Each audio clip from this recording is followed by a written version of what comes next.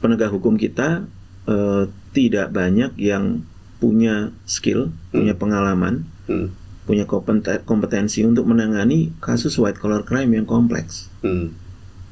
Sampai di pengadilan, jaksanya pun juga begitu. Jadi tuntutan yang diajukan juga ya kurang kuat gitu ya kadang-kadang. Jadi Pak Enrico lepas dari masalah integriti dari sistem penegakan hukum kita, kompetensinya pun juga kayaknya mesti ditingkatkan. Gitu. Jadi atau jangan kompeten tapi belakang nggak kompeten kan? Nah.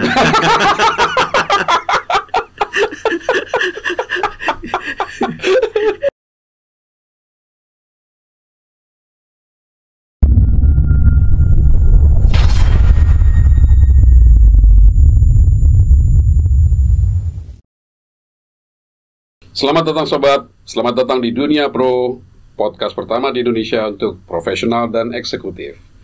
Hari ini di studio kami sudah hadir teman lama saya, Denny Ratnotama. Beliau merupakan pakar untuk forensic accounting, anti-money laundering, financial crime, dan beberapa jasa lain, service lain ya, consulting services ya, yang ilmunya itu bisa dibilang sudah level pakar lah. Karena sudah di industri ini sudah sangat lama sekali dan sudah bekerja dengan beberapa global firm juga, termasuk big four firms, termasuk juga boutique consulting firm. Selamat datang Pak Denny, apa kabar? Kabar baik Mas Enrico, terima kasih undangannya. Terima kasih sudah bergabung di Dunia Pro. Kita kenal udah lama, jadi saya tuh terpikir nih waktu akhir tahun, saya kayaknya harus undang Pak Denny nih, karena kita kan sudah kenal sebelumnya dan saya itu selalu tertarik dengan spesialisasi Pak Denny ya, seperti saya sebutkan tadi untuk forensic accounting, financial crime and compliance, anti-money laundering dan sebagainya gitu loh. Yang saya mau tanya pertanyaan pertama kali, karena Pak Denny kan udah lama nih spesialisasi di sini nih, sebelumnya sebagai auditor ya kan, lulusannya juga sekolah accounting, S2 juga accounting gitu. Kenapa tertarik untuk masuk ke area forensic accounting? Oke, terima kasih. Itu pertanyaan yang sampai hari ini sebenarnya juga nggak pernah terjawab sebenarnya. It was an accident sebenarnya. Yeah. Jadi saya itu memulai karir saya sebagai auditor negara dulu, karena saya kan lulusan sekolah ikatan dinas gitu ya. Tapi kemudian di Bintaro ya Pak? Di Bintaro. Okay. Kemudian long story short, saya pindah ke swasta. Sebenarnya saya masuk lebih ke area internal audit dulunya di company. Tapi kemudian suatu hari saya lihat di PwC itu ada posisi, waktu itu masih pakai Kompas, Pak Enrico, jadi bukan online gitu ya. Jadi Kompas Sabtu Minggu itu kan dulu suka ada iklan lowongan kan. Saya ingat banget pas saya lihat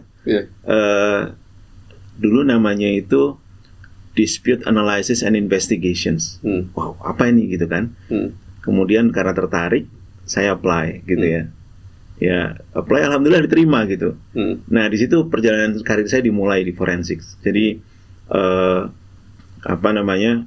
masuk, kemudian itu mungkin sekitar tahun 2005 dan forensik masih relatif baru waktu itu. Jadi mungkin kalau boleh cerita sedikit masuknya forensik di Indonesia. Kita itu dulu forensik itu biasanya dilakukan oleh auditor negara, BPK, BPKP gitu kan. Tapi habis krisis, kemudian mungkin Pak Enrico ingat dulu ada BPPN kan? Betul. Ada BPPN, ada kasus BLBI gitu ya. Betul. Kemudian BPPN adalah salah satu institusi pertama yang punya divisi namanya audit forensik. Tapi mereka menangani terlalu banyak subjects gitu. Jadi nggak mungkin mereka pegang sendiri. Dan itu seingat saya pun juga diceritain gitu ya waktu itu, adalah awal-awal di mana kantor-kantor akuntan di Indonesia, terutama akuntan asing, itu membawa masuk orang-orang forensik. Jadi booming waktu itu, mungkin awal tahun 2000-an ya, 2000. Dan kalau masih ingat dulu ada kasus Bank Bali. Waktu itu PwC yang diminta investigasi, kemudian kasusnya sampai masuk Kompas dan sebagainya. CSI ya Pak? CSI, betul. Kemudian saya masuk tahun 2005. forensik masih seksi banget waktu itu gitu ya. Dan saya ingat di PwC dulu masih ekspat semua gitu, yang ada di atas saya itu masih ekspat semua, dan saya banyak belajar dari mereka gitu. Nah, udah terjebak di situ. Saya di PwC itu mungkin sekitar 7 tahun. Kemudian ya, dan saya menikmati sih, karena ya pekerjaannya selalu challenging, selalu berbeda-beda gitu ya. Dan kita ketemu sisi-sisi dari manusia yang nggak akan pernah kelihatan lah kalau kita ketemu seperti biasa kayak gini. So that was why.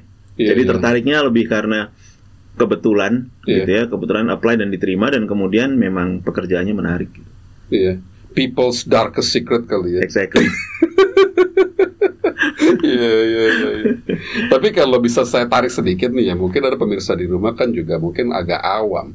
Forensic accounting itu definisi singkatnya apa, Pak Denny? Forensic accounting, kalau kita buka di buku-buku literatur, di website itu bisa panjang.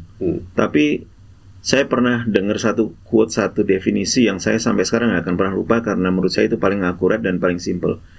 Forensic accounting is legally accurate accounting. Jadi akuntansi yang secara legal itu bisa dipakai untuk keperluan legal gitu. Jadi untuk keperluan penuntutan di pengadilan, untuk keperluan penyelesaian dispute, untuk keperluan kasus perdata, pidana dan sebagainya. Dan ada kata-kata di situ legally accurate. Jadi artinya dia harus memenuhi unsur-unsur akurasi yang dibutuhkan di pengadilan. Harus admissible gitu ya. Jadi evidence-nya itu harus diakui, karena kalau sedikit teknis gitu ya, kalau teman-teman melakukan audit misalnya kan, yang namanya bukti audit itu ada persyaratannya kan, mesti relevan, reliable dan sebagainya. Tapi dia tidak harus admissible. Nah, sementara kalau kita melakukan proses forensic accounting, semua bukti yang kita kumpulkan itu harus bisa dipakai di pengadilan dan diterima oleh pengadilan. Gitu. Contoh sederhana begini. Pada saat kita melakukan forensic accounting investigations, kita pakai tools yang namanya digital forensics. Jadi biasanya laptop gitu ya, atau komputer, itu kita cloning untuk kita tarik isinya dan kemudian kita analisis. Nah, cloning dari komputer itu nggak bisa sembarangan. Saya nggak bisa pakai flash disk, saya colokin ke komputernya Pak Henrico gitu ya, kemudian datanya saya copy, besoknya saya bawa ke pengadilan. Ini evidence gitu. Itu nggak akan diterima. Yang harus saya lakukan, saya harus punya toolsnya, saya harus punya berbagai macam protokolnya, dan kemudian ketika saya bawa ke pengadilan, pengadilan akan menanyakan bagaimana evidence ini kemarin diambil, gitu. Nah, seperti itu, dan itu applicable mulai dari bukti digital, bukti hasil interview, gitu ya. Bagaimana cara kita melakukan interview pun juga akan berbeda dengan interview dalam audit. Kemudian bagaimana kita mempreserve dokumen dan sebagainya. Kemudian juga forensic accountant itu punya skepticism yang jauh lebih tinggi daripada auditor. Kenapa? Kalau audit itu kan trust but verify. Prinsipnya seperti itu kalau yang saya ingat dulu gitu kan. Jadi kita bukannya curiga gitu kan, tapi kita harus memverifikasi. Tapi forensic accountant ketika dia masuk melakukan investigasi, dia sudah memegang allegation. Jadi seorang investigator itu hanya bekerja berdasarkan allegation. Jadi ketika dia masuk, dia sudah tahu yang dia mau cari apa gitu. Nah, sehingga dia punya skepticism yang jauh lebih tinggi. Lebih mungkin bahasa awamnya, tingkat kecurigaan dia itu lebih tinggi daripada auditor biasa. Gitu. Nah, kira-kira seperti itu forensic accountant atau forensic accounting ya, in konsep. Goalnya mungkin untuk lebih menemukan evidence kali ya Pak ya, dibanding cuma verify gitu ya. Yes, the whole investigation itu kalau boleh disarikan sebenarnya objektifnya adalah untuk mengumpulkan evidence. That's all. Evidence itu bisa dua. Dia bisa to substantiate the case atau to rebut the case. Jadi bisa jadi dia mendukung allegation. Oh ya, misalnya allegationnya adalah bahwa perusahaan ini melakukan bribery misalnya gitu ya, atau si A ini menerima bribe gitu. Evidence-nya bisa saja mendukung atau mensubstantiate dugaan itu, atau tidak menemukan evidence juga bisa. Gitu. Jadi seorang investigator dia harus berpikir imparsial ketika dia mulai pekerjaannya. Gitu. Pernah ada kejadian nggak? Jadi kalau yang engage itu, servisnya Pak Denny itu adalah orang yang potentially bisa jadi tertuduh gitu misalnya gitu. Kalau itu pernah ada 1-2 kali, tapi bukan dia yang menugaskan kita. Jadi biasanya misalnya begini, perusahaan CEO-nya itu diduga melakukan sesuatu gitu ya. Kemudian pemegang sahamnya itu menugaskan CEO-nya ini untuk panggil pihak yang independen untuk melakukan investigasi. Nah, karena karena alasan administratif, bisa jadi karena kan kita harus di-engage oleh perusahaan, dia yang tanda tangan engagement letter. Jadi secara administratif ya dia yang menugaskan kita. Tapi sebenarnya ya beneficial ownership dari penugasannya itu adalah si pemegang saham. Gitu. Oke. Skill utamanya apa Pak untuk bisa jadi expert di forensic accounting? Ada 3 Pak Enrico. Jadi yang pertama accounting. Accounting ini banyak orang yang bertanya itu gini, teman-teman yang sering ngobrol tuh.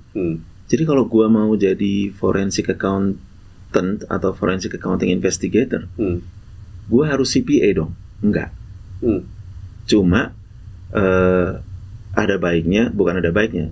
From time to time diperlukan hard skill accounting, gitu. Karena sekalipun mungkin kalau dari pengalaman saya, pekerjaan forensic accounting investigation yang benar-benar hardcore accounting itu mungkin less than 50% gitu ya. Sisanya adalah forensic accounting yang tidak bersentuhan dengan laporan keuangan gitu, tapi lebih banyak ke data internal gitu. Tapi kalau dari kacamatanya kantor konsultan atau kantor akuntan, ya kita selalu butuh orang yang punya background accounting. Kemudian yang kedua, digital forensics.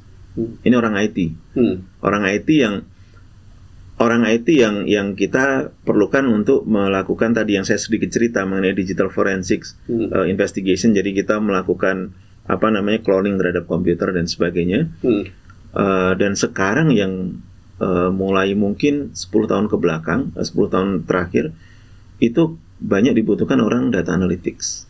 Karena sekarang tool investigasi itu kan sudah mulai pakai analytics, ada beberapa pakai AI dan sebagainya, gitu. Jadi kita akan butuh itu. Nah, kemudian ada sedikit disiplin legal, nggak harus sarjana hukum sebenarnya, tapi seorang forensic accountant atau seorang digital forensic investigator itu dia harus memahami aspek legal dari prosesnya, gitu. Karena kalau saya tuh dulu sempat ngajar di UI, di Unpad gitu ya, anak-anak mahasiswa itu selalu pertanyaannya gini, Pak, apa sih risiko terbesar kalau jadi seorang forensic investigator?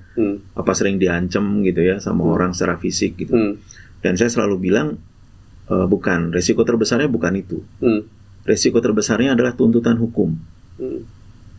Kalau misalnya kita melakukan satu prosedur, kemudian itu salah, itulah risiko kita. Jangankan itu, kita melakukan sesuatu dengan benar pun, subjek dari investigasi ini kadang-kadang nggak happy. Ya kita dituntut. Apakah saya pernah ngalamin itu? Ya pernah. Alhamdulillah happy ending gitu kan. Tapi tadi, jadi kenapa kita perlu untuk punya pemahaman legal lah, sekalipun nggak harus jadi kayak lawyer gitu ya. Gitu. Jadi kita tahu apa yang boleh, apa yang nggak boleh dilakukan. Gitu. Oke. Kalau di luar negeri, saya bayangkan ini profesi ini awalnya mungkin di negara-negara yang developed countries lah ya, negara maju gitu ya. Sudah berapa tahun ini Pak profesi ini kurang lebih?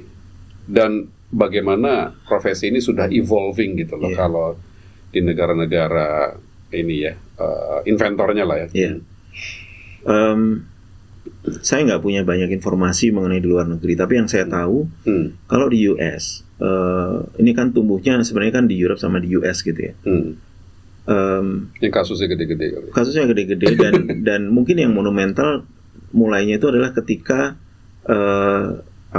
ketika dulu mungkin kita pernah dengar ya kasusnya Al Capone ya, Pak. Oh iya, oke. Tax evasion. Tax evasion. Iya, oke. Jadi ketika orang melakukan kejahatan keuangan, baik itu bentuknya tax evasion, window dressing, financial statement dan sebagainya, disitulah peran dari akuntan forensik itu mulai masuk. Dan saya kira kalau saya lihat, ya mungkin di US ya itu mungkin mulai bermekaran, tumbuh benar-benar kencang itu setelah 1940-an, setelah kasusnya Al Capone itu gitu. Ya. Karena dia coba dijerat dengan pidana, nggak bisa. Betul. Akhirnya dengan penggelapan pajak akhirnya. Iya. Kalau kita nonton di Untouchables ya, film di Untouchables itu kan dari monumental kan itu filmnya. Saya ingat banget. Juga. Iya. Tokoh akuntannya mati tapi kan. Betul. Tapi saya juga sempat dengar ya, saya sempat baca juga. Kalau kita lihat di FBI misalnya, itu komposisi terbesar investigator FBI itu white collar investigator. Jadi bukan polisi dengan pistol gitu, bukan polisi dengan senjata, bukan. Gitu. Jadi makanya kan kalau yang ada di film-film mungkin kalau kita lihat FBI orang pakai suit gitu kan, terus in action gitu ya. Tapi sebenarnya kan enggak, sebenarnya banyak dari mereka itu yang benar-benar akuntan forensik gitu. Di ininya IRS-nya, apalagi IRS, pajaknya Amerika juga banyak juga. IRS. Oke. Karena sebenarnya kan dan saya yakin banget itu berlaku juga di Indonesia. Iya. Apa sih kejahatan yang menurut harusnya kita lihat sistematik gitu ya, sistematik dan dampaknya itu besar. White collar crime. Jadi white collar crime itu sudah dampaknya gede gitu ya, terjadinya sistematik dan dan itu hidden. Jadi kalau kita bicara fraud itu kan hidden. Sekarang gini, banyak lembaga mengeluarkan statistik mengenai fraud. KPK mengeluarkan statistik mengenai korupsi. PPATK mengeluarkan statistik mengenai money laundering, gitu kan. ACFE, the Association of Certified Fraud Examiners, itu mengeluarkan statistik mengenai occupational fraud, gitu ya. Tapi sebenarnya semua statistik mengenai fraud itu punya potensi misleading. Kenapa? Statistiknya itu adalah kasus yang sudah pernah ditemukan. Fraud itu hidden. Beda dengan street crime. Street crime kan misalnya gini lah, saya dijambret atau saya dirampok gitu kan. Ya kan ketahuan.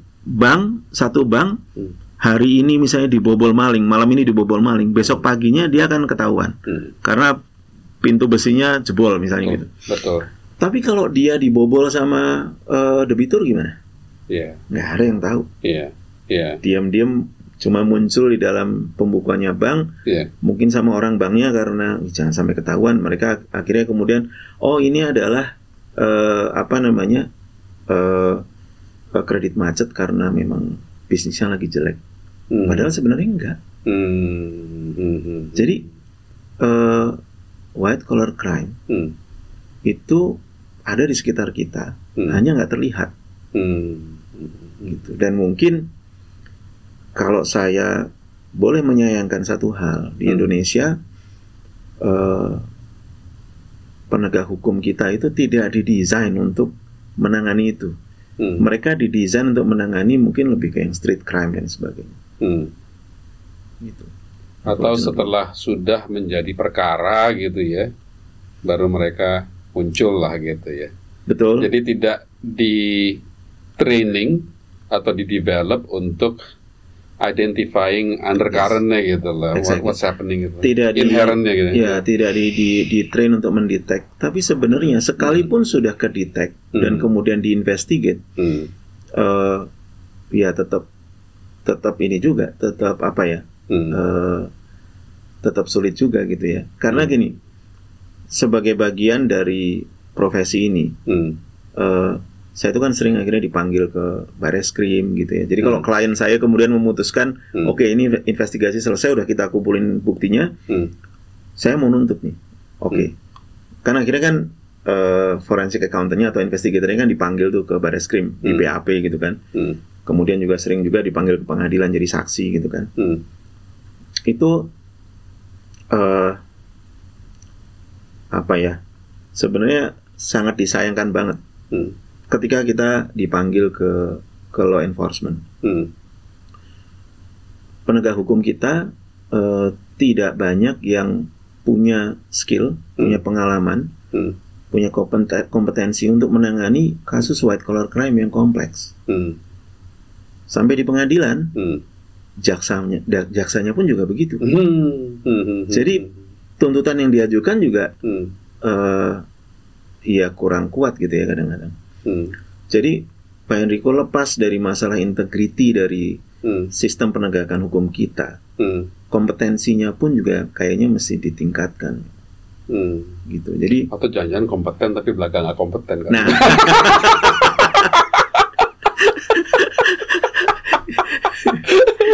jadi yang kompeten malah jangan-jangan belakang kompeten gitu ya. Kompeten.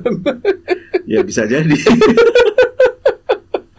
Sebenarnya dia paham gitu loh. Iya.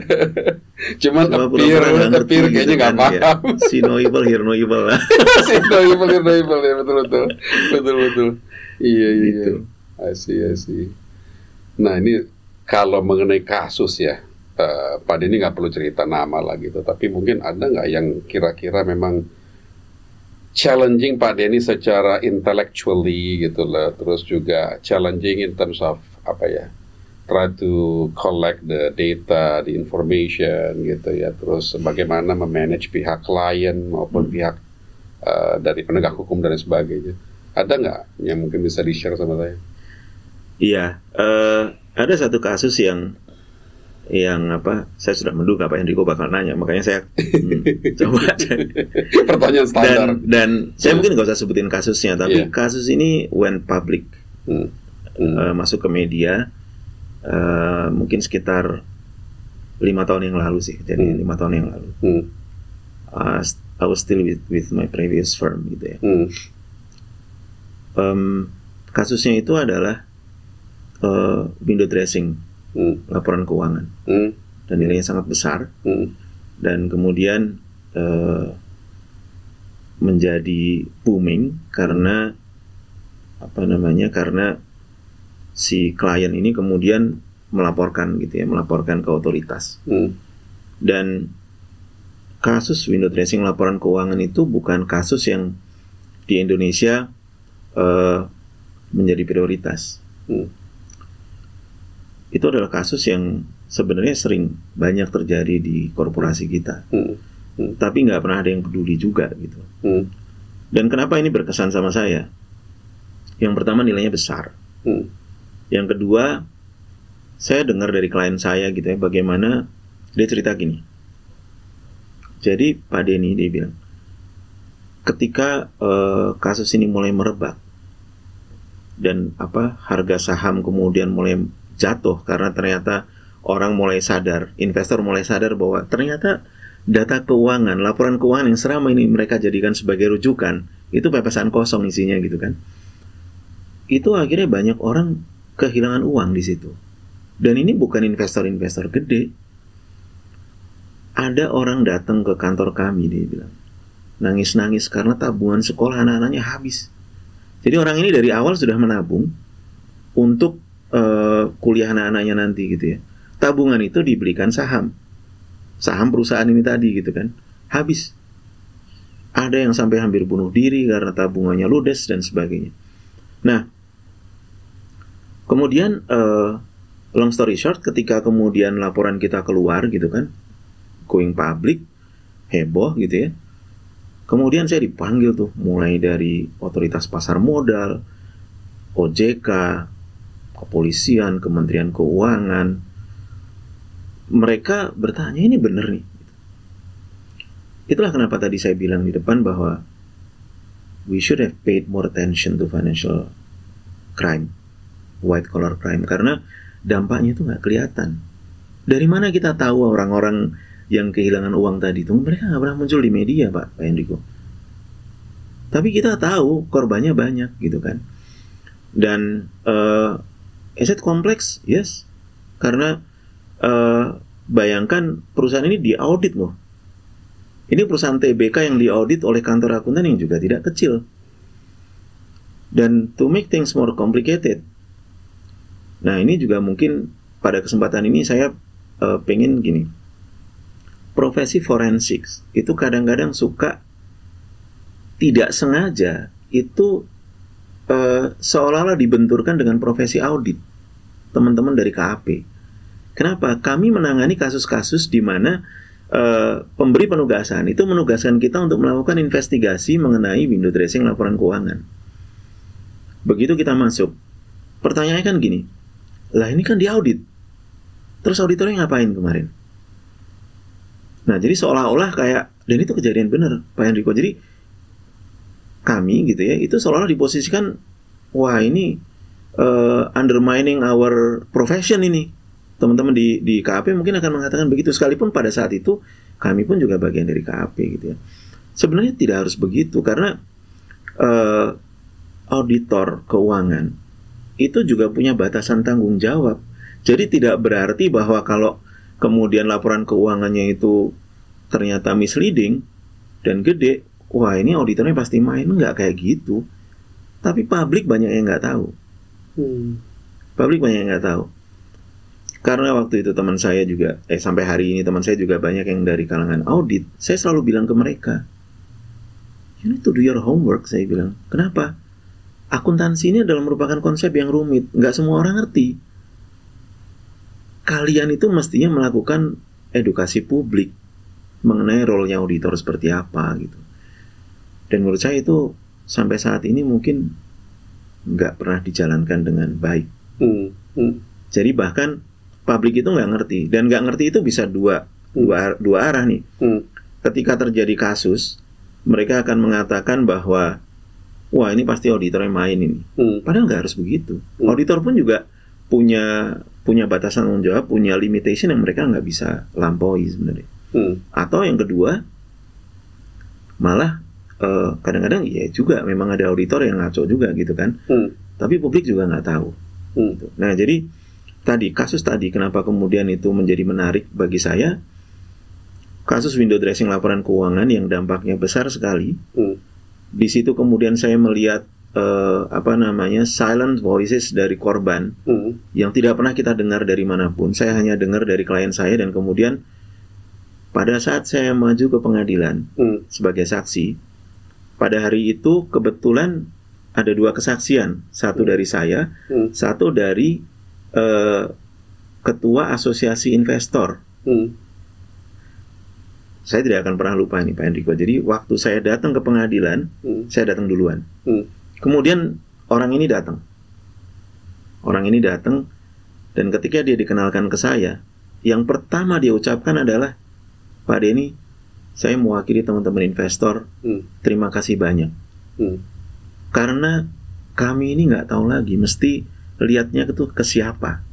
Selama ini kita nggak merasa diprotek oleh otoritas pasar modal, tidak merasa diprotek oleh siapapun, dan kemarin laporan Pak Denny itu menunjukkan bahwa memang ada kejadian kayak gini, memang ada masalah.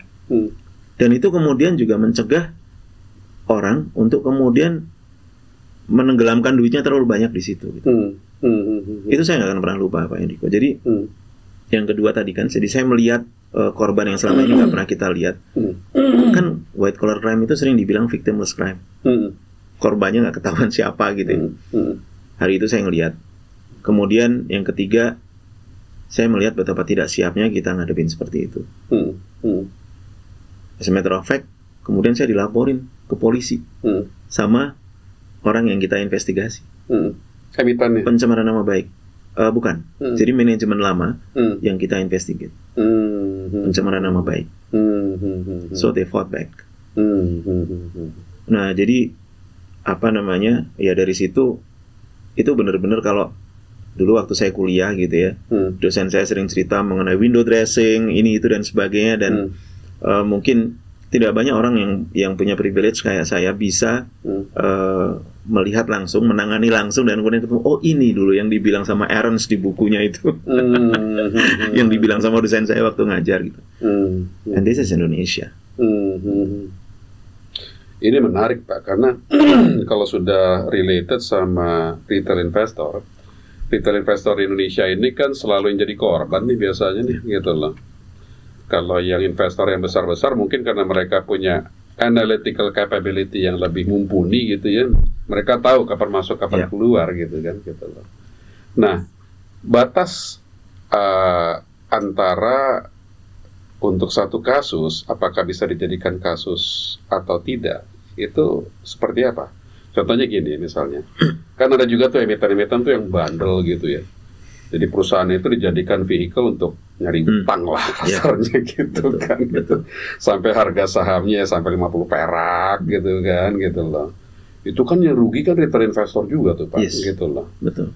Itu bisa dimasukkan sebagai potensi kasus nggak untuk ini ya, untuk forensic accounting juga? Harusnya bisa gitu ya, karena kita sering melihat dan saya kira teman-teman di industri juga sering lihat sebenarnya banyak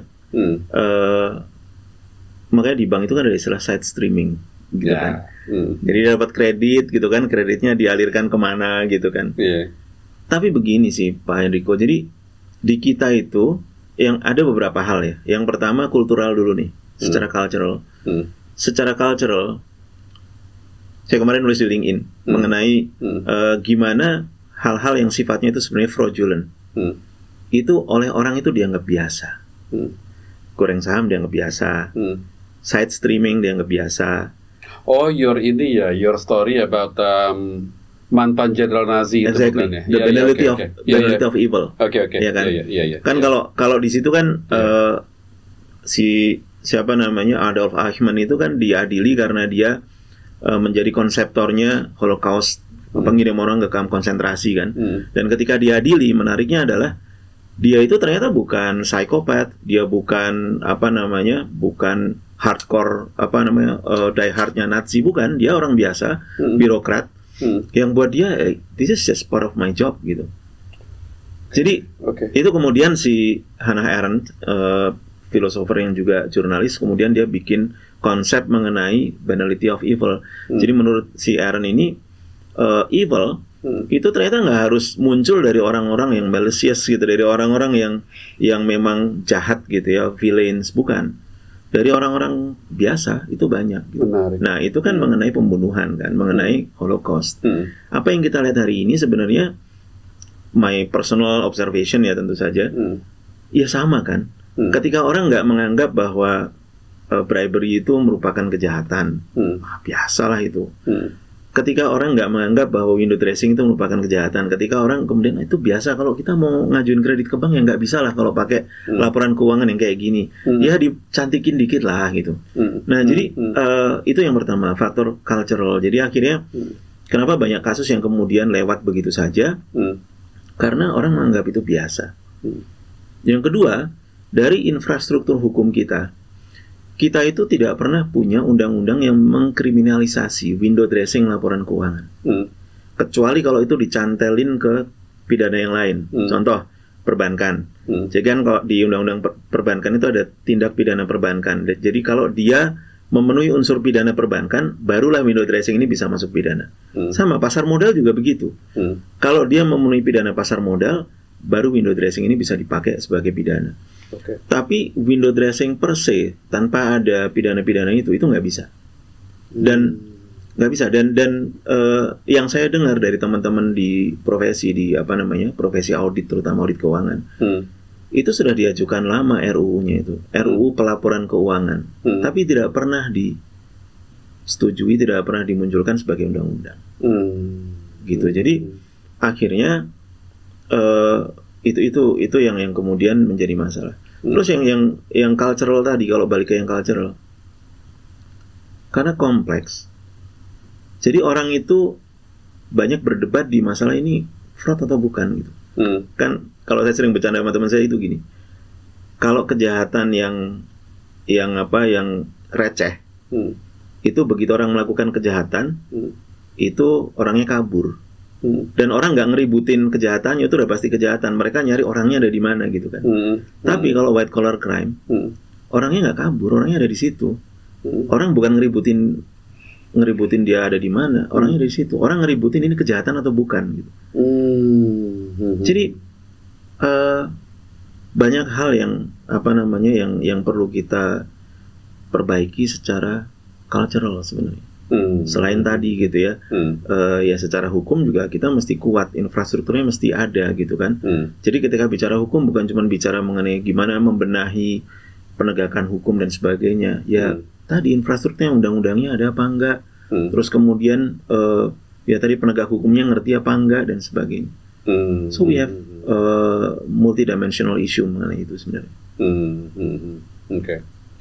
Tapi kalau misalnya pihak yang dirugikan adalah retail investor gitu ya, bisa nggak sih mereka semacam mengajukan tuntutan bersama gitu, class action gitu, dalam kasus misalnya yang ya tadi saham gitu ya, saham yang ya digadang-gadang lah perusahaan blue chip dan sebagainya, tiba-tiba harga sahamnya jatuh gitu karena ya dibebani oleh hutang yang eksesif gitu kan gitu.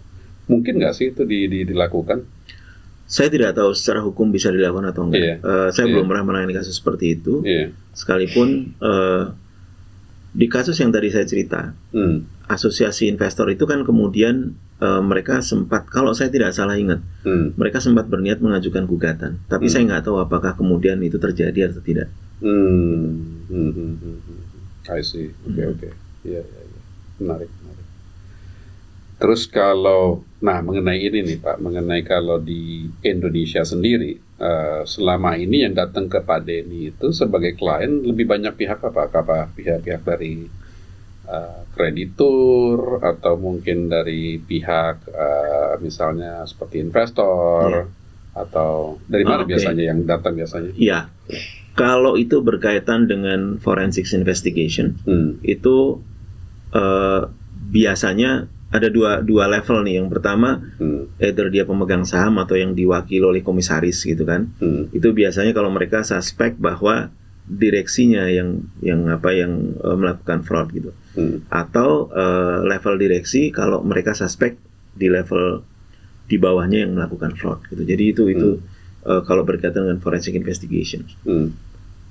Nah, kalau tadi seperti yang kita ngobrol sebelum kita mulai tadi kan ada intelligence ya, di mana kita melakukan background check, due diligence. Kalau misalnya orang mau buat partnership, misalnya investor mau masuk ke Indonesia, nah itu biasanya kalau itu dari investors bisa jadi private equity, bisa jadi company yang memang mau berpartner dengan orang Indonesia atau dengan company di Indonesia gitu. Tapi kalau forensik tadi lebih banyak kalau enggak pemegang saham atau komisaris ya direksinya gitu. Dan itu background industrinya, background tipe perusahaannya bisa macam-macam. BUMN, perusahaan asing, tapi yang paling banyak memang BUMN dan perusahaan asing. Ada beberapa perusahaan lokal tapi biasanya perusahaan besar. Karena mungkin jasa forensik itu memang di Indonesia sebenarnya kan sudah lama ya Pak Enrico ya. Kalau kita mulai kan tadi saya cerita itu kan awal tahun 2000-an, itu kan artinya sudah hampir 25 tahun sebenarnya. Tapi somehow mungkin memang karena nggak banyak orang yang mengetahui atau tidak banyak orang yang memahami itu, jadi jarang. Kalau perusahaan lokal, apalagi perusahaan yang middle size itu jarang. Gitu. Oke. Kalau peran teknologi dalam ilmu ini apa Pak? Teknologi sudah pasti tadi, digital forensik. Jadi dalam setiap investigasi kita itu selalu pakai dua tools gitu ya. Yang pertama digital forensic yang berkaitan dengan forensik komputer. Jadi namanya kita sebutnya itu e-discovery. E-discovery itu adalah proses di mana kita tadi mengambil data dari devices. Devices itu bisa laptop, komputer, server, atau handphone gitu ya, atau tablet. Itu kita cloning datanya, kemudian dari situ kita lakukan analisis. Nah, itu yang pertama. Yang kedua, data analytics. Jadi kan dengan banyaknya perusahaan pakai big data, itu kan jadi kan gini, contoh gini, perusahaan itu kan dia punya data keuangan, data HRD, data vendor, data whatever lah, gitu ya, banyak.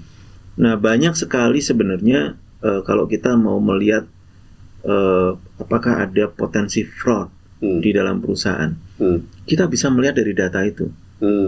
But we have to have the right tool for that. Jadi database itu kita kumpulin, kemudian kita buatkan parameter kira-kira. Biasanya cara kita melakukannya itu gini, kita akan diskusi dengan manajemen gitu ya. mengenai bisnis perusahaan, mengenai strukturnya, mengenai pokoknya environment dan sebagainya. Di situ kita akan tahu untuk perusahaan yang seperti ini, fraud risk-nya itu apa aja. Nah, kemudian fraud risk-nya itu kita rumuskan. Kemudian dari situ kita membuat satu a set of parameters yang kita cemplungin ke big datanya mereka. Nah, jadi nanti akan keluar red flags gitu kan. Red flags itu bukan berarti itu fraud gitu ya, tapi in my experience begitu red flags-nya keluar, mulai itu kelihatan misalnya ini kenapa ada pattern yang aneh dari transaksi ini misalnya. Atau kenapa ada relationship yang tidak lazim, yang unusual antara si A dengan si B, antara vendor X dengan vendor Y misalnya gitu. Nah, dari situ kemudian biasanya kita akan kasih tahu ke pemberi penugasan, loh, ini kita ketemu potential issues di sini. Tapi bear in mind ya, ini bukan fraud ya, ini belum fraud, ini perlu diinvestigasi dulu. Gitu. Nah, jadi itu teknologi itu banyak membantu dari sisi itu. I see. Oke. Last question nih Pak Denny. Sure. Pesan Pak Denny untuk mereka yang tertarik untuk menekuni forensic accounting, financial crime and compliance sebagai profesi, ya, itu apa? Oke, yang pertama gini, mungkin ada beberapa hal yang perlu diketahui. Jadi yang paling underrated dari dunia consulting dan bukan cuma forensik sebenarnya, dan saya kira Pak Enrico juga tahu, adalah common sense. Jadi penalaran gitu ya, mungkin reasoning, kemampuan untuk melakukan reasoning, karena tidak pernah ada klien yang sama, tidak pernah ada penugasan yang sama. Mau industrinya sama pun pasti berbeda, case-nya, isunya dan sebagainya. Jadi kalau memang seseorang menikmati challenge seperti itu gitu ya kan, kadang-kadang ada orang yang saya nggak suka yang kayak gitu, males gitu. Saya lebih suka pekerjaan yang tertata aja gitu. Nah, berarti forensic is not for them. Jadi yang pertama dia mesti suka challenge dulu, karena pasti akan nggak pernah ada yang namanya situasi yang selalu sama gitu. Jadi nggak statis ya Pak? Nggak statis. Gitu. Kemudian yang kedua, ini sama kayak audit sih, sama kayak profesi audit. Dia mesti siap dengan pekerjaan yang long hours. Gitu. Sekalipun mungkin nggak separah audit ya. Saya lihat teman-teman di audit keuangan itu waktu di Big Four itu kalau udah masuk bulan Desember sampai Maret itu udah kayak sampai nggak pulang gitu kan. Ya kecuali ada project yang luar biasa urgent dan sangat sensitif atau apa itu adalah kayak gitu, tapi hampir nggak pernah. Tapi selalu melibatkan pekerjaan yang long hours. Kemudian yang ketiga akan selalu dealing dengan people, gitu. Jadi bukan hanya dengan data gitu ya, tapi juga mesti interview orang dan sebagainya. Itu sih. Yang lain menurut saya sih sampai sejauh ini isinya fun sih. Enggak, fun itu dalam arti ketika kita mencari. Tapi kalau saya ditanya, ada nggak bagian yang bikin nggak happy? You know, sometimes I hate when I'm right. Karena gini Pak Enrico, jadi kadang-kadang kan gini ya, kita itu ketemu dengan orang-orang suspects gitu ya, yang saya ingat banget, saya pernah jadi years ago di firm yang sebelumnya. Jadi saya itu mau interview suspek gitu kan, karena saya pengen meriset dia dulu. Saya buka medsosnya dia gitu. Yang saya temui adalah orang dengan happy family, punya anak lucu-lucu gitu ya. Kemudian saya dan saya nyesel. Saya nyesel kenapa saya harus buka medsosnya dia. Karena begitu dia kemudian terbukti bersalah dan dia masuk penjara, itu nggak hilang bayangan itu dari saya. Dan itu adalah dark side dari profesi ini yang kadang-kadang saya nggak pernah bisa terbiasa dengan itu sih sebenarnya. Nggak pernah bisa terbiasa dengan itu, karena jangan berharap seperti di film gitu ya, penjahat atau villain itu orang yang benar-benar deserve what they get gitu. Sebenarnya enggak. Fraud ini kan unik karena kalau teorinya kan katanya kan gini, fraudster itu adalah good people who make bad choice gitu. Jadi orang-orang kayak kita. Itu definisi yang ini banget, menarik sekali. Iya. Kan nggak pernah ada orang yang berniat menjadi fraudster kecuali kalau itu fraudster profesional gitu ya. Tapi kalau yang ada di perusahaan, yang ada di birokrasi di pemerintahan, ya sebenarnya kan orang-orang kayak kita, yang kemudian entah karena dia terseret oleh culture, ditekan oleh atasan mungkin, kemudian mesti setor mungkin, kemudian atau dia punya genuine personal needs yang nggak bisa dia handle dan sebagainya. Jadi itu adalah area yang saya nggak pernah terbiasa sampai sekarang. But the rest ini pekerjaan yang menyenangkan sih sebenarnya.